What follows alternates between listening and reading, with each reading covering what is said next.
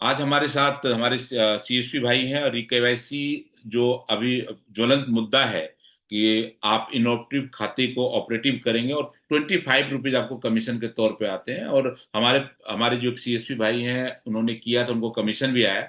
उनसे बात करेंगे, साथ में प्रोसेस पे डिस्कस करेंगे, वो भी थोड़ा क्लियर हमें करेंगे। चलिए, केवाईसी और एक्टिवेशन पे बात। अमित जी, आपका स्वागत है। जी sir, good morning sir. Good morning.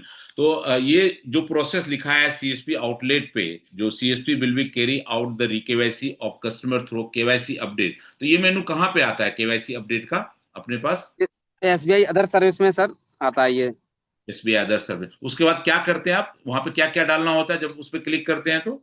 KYC update का ऑप्शन आएगा, उस पर क्लिक करेंगे तो सर उसमें सीआईएफ नंबर डाल के भी कर सकते हैं और अकाउंट नंबर डाल के भी कर सकते हैं। मतलब सीआईएफ और अकाउंट नंबर दोनों होता है वहां पे, डालने से आप उसको डाटा को फेच कर सकते हैं। जी जी जी सर। अगर उसका आधार, जैसे इसने लिखा दूसरा point, if Aadhaar is available at CIF level in CBS, kiosk application will be proceed with customer authentication from UIDAI, customers consent and biometric fingerprint will be capture. मतलब कि वहां पे अगर किसी कस्टमर का सीआईएफ अगर आप डाला, उसका अगर आधार अवेलेबल है तो वो उडाई के सर्वर पे जाता है, बायोमेट्रिक्स फेच करता है बायोमेट्रिक्स के लिए। जी जी सर। तो इसके बारे में थोड़ा सा बताएं, जैसे आप डालते हैं उसमें। सीआईएफ नंबर डाला सर, तो हम्म। उसका उसके बाद कस्टमर का फिंगर लेगा। ओके, मतलब कस्टमर का फिंगर का मेरे मतलब होगा उडाई के सर्वर पे जा रहा है कस्टमर का जी फिंगर जी लेने। जी, उड़ाई के सर्वर पे जाएगा सर, कस्टमर का फिंगर लेगा। ओके। फिंगर लेने के बाद उसका कस्टमर का सारा डिटेल निकल आएगा सर। लेकिन उसके आगे एक लाइन लिखा है, दूसरा तीसरा point, if Aadhaar is not available, फिर क्या होता है? अगर उसका सीआईएफ आधार अपडेट नहीं है तो फिर क्या होगा? तो सर एरर आ जाएगा वो, ओके। आगे नहीं बढ़ेगा। मतलब अगर आप रिकेवाईसी करवा रहे हैं उस कस्टमर पे, अगर आपका केवाई आधार अपडेट नहीं है तो आपका ऑनलाइन से रिकेवाईसी नहीं होगा। जी सर। Very good.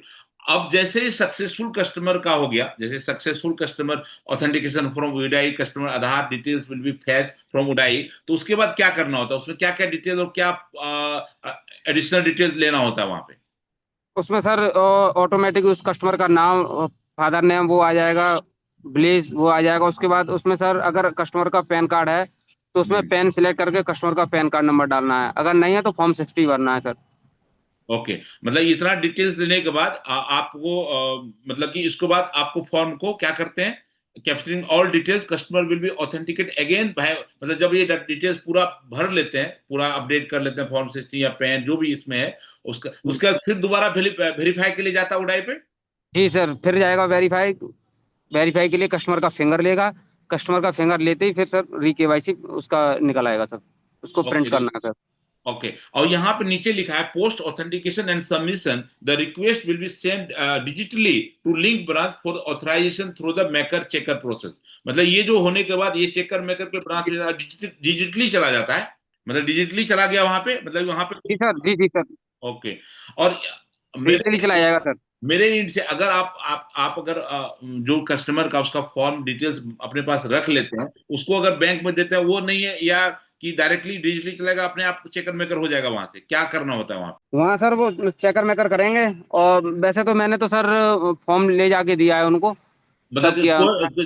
मतलब अब मैं अपने व्यूवर को बताना, सीएसपी भाई को बताना चाहूंगा कि आप इसमें तो वैसे लिखा है कि no physical document need to be collected the process fully, मतलब कि इसमें ऐसा लिखा है कि आपको कोई फॉर्म उनको भेजना नहीं है, लेकिन तब भी सेफ हैंड के लिए आप उसका फॉर्म लेके, जैसे क्या क्या फॉर्म आप अमित जी लिए थे, आप जो ब्रांच में दिए थे, क्या क्या फॉर्म लिए थे? सर उसका री केवाईसी, कस्टमर का आधार कार्ड, पैन कार्ड और एक फोटो सर। एक और फोटो, कस्टमर का सारी डॉक्यूमेंट पे साइन साइन कराया था sir.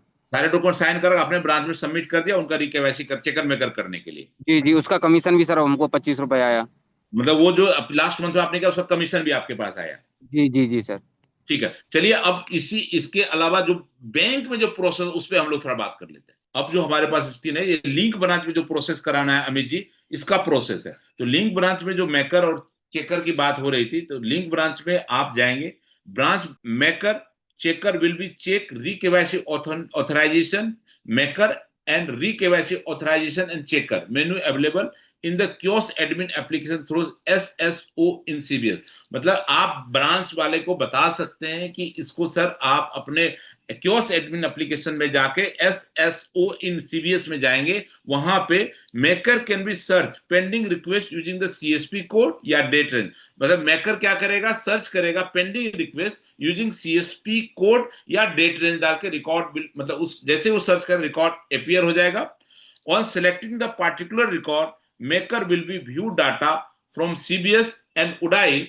After review, maker approves and forwarded to checker authorization। मतलब मेकर सबसे पहले ऑथराइज करेगा और फॉरवर्ड किसको कर देगा, चेकर को। अमित जी यही है प्रोसेस? जी सर। मतलब कि आप सबसे पहले जब वहां पे सर्च करेगा तो पहले मेकर अपना काम करेगा, फिर री मेकर करके केवाईसी चेकर को ऑथराइजेशन फॉरवर्ड। मेकर करना पड़ेगा। जी सर। उसके बाद चेकर होगा सर। उसके बाद चेकर क्या करेगा, checker follow the similar process, searching using the CSP code, date range, view record, scrutinize data. मतलब वहां पे डाटा को प्रॉपर ढंग से चेक कर लेगा, डाटा बारीकी से बिफोर जांच द करेगा फाइनल सर। अप्रूवल। क्या चीज? बारीकी से जांच करेगा या डाटा। बारीकी से जांच करके उसको अप्रूवल के लिए फाइनल अप्रूवल दे देगा।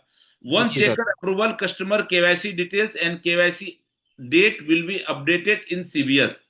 और नीचे जो लिखा हुआ है, जैसे ही अप्रूव हो जाएगा, once reKYC is completed via the above process inoperative account will be automatically activated. अपने आप अकाउंट एक्टिव हो जाएगा और CSP भाई को 25 रुपया कमीशन बन जाएगा। और no debit transaction is needed from the activation. मतलब कोई ऐसा नहीं कि उसके अकाउंट में कुछ पैसे, पहले कहता था 100 रुपया 500 रुपया, 100 रुपए। कोई पैसे री-KYC करने कोई पैसे देने की जरूरत नहीं है। इतना प्रोसेस से आपका 25 रुपीज आप एज ए री-KYC का अर्न कर सकते। क्या मैम जी क्लियर है ना?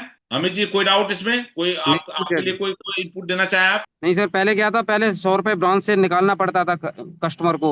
उसके ओके, बाद अकाउंट चालू होता था। अब कोई 100 रुपए निकालने का कोई जरूरत नहीं सर। ठीक है। Thank you very much, thank you Amit ji.